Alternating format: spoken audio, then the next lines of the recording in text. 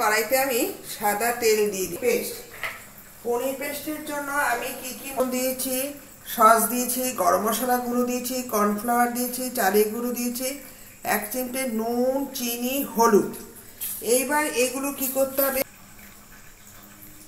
এর মধ্যে যত মশলা দেওয়া যাবে টেস্টটা আরও বেড়ে যায়। এর মধ্যে বিভিন্ন রকমের আমার ঘরে রাখা যে উপকরণগুলো আছে সেগুলো আমি একটু একটু করে মিশিয়ে, কারণ পনির পেস্টটা যদি একটু টক টক লাগে আরও বেশি ভালো লাগে। আমাদের যে কোনো খাবার খেতে গেলে একটু এটা জল ছাড়াই দেওয়া হবে। ভালো করে এটাকে পেস্ট তৈরি করতে হবে।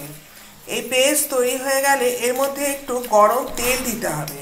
গরম তেল দেওয়া হয় কারণ মচমচে হওয়ার জন্য।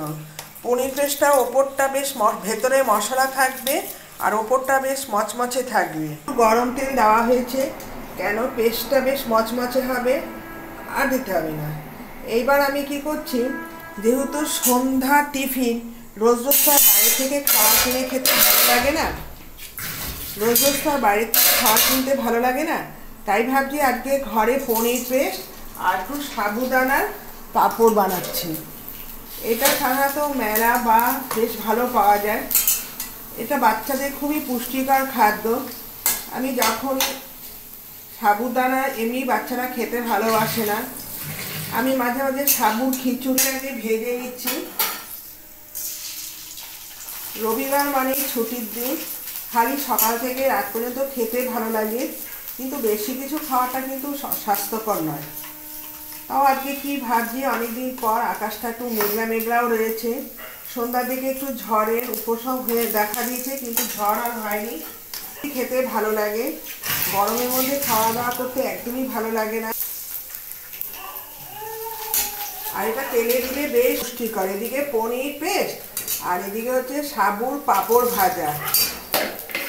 এটা কিন্তু একটু ঠান্ডা আছে গেছি, তুমি দেখিয়েছি। এইবার এর মধ্যে আমি সমস্ত কিছু মশলা দেওয়া আছে। এই পনির পেস্টের মধ্যেও আমি এগুলো একটু সস দিয়ে মশলা দিয়ে মাখিয়ে নিয়েছি, কারণ ভেতরটা যদি একটু কাঁচা থাকে না, মশলা না থাকলে মনে হচ্ছে ভেতরটা কোনো কাঁচা কাঁচা লাগবে। যাই হোক, এবার আমি পনির পেস্টটা এর মধ্যে দিয়ে ডুবিয়ে নিচ্ছি। তোমরা তো ডিম দিয়ে কোনোদিন পনির পেস্ট খেয়েছো কি না জানি না। এটা বেশ তেলে দিলে পর সুন্দর আস্তে করে ছাড়ি। এই দেখো, বেশ ডিমটা দেওয়াতেই দেখতে পাচ্ছ বেশ সুন্দর খেতে বেশ ভালোই লাগে। আর চালের গুঁড়োটা দেওয়া হয়, দেখো একটা দিয়ে দিচ্ছি, বেশ লাল হয়ে গেছে। এইবার আমি এগুলো তেল থেকে তুলে নিচ্ছি।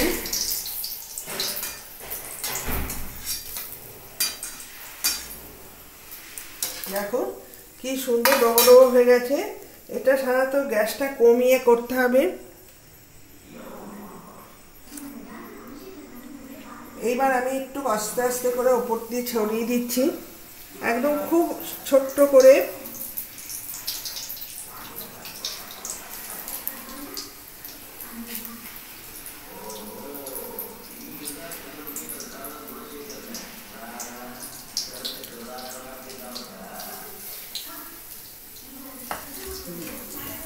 দেখো সবসময় কী হয়, এগুলো হালকা তেলে গরম বেশি দেওয়া যাবে না, দিতে দিতেই পুড়ে যাচ্ছে।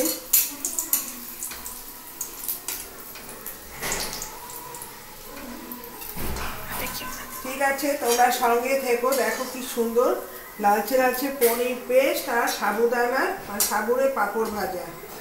ব্যাস, চাটা আগেই খাওয়া হয়ে গেছে। এখন এটা একটু পোড়া খেতে খুব ভালো লাগে। এই দেখো বেশ সুন্দর লাল লাল আকৃতি ভাজা হয়ে গেছে। তোমরা সঙ্গে থেকো।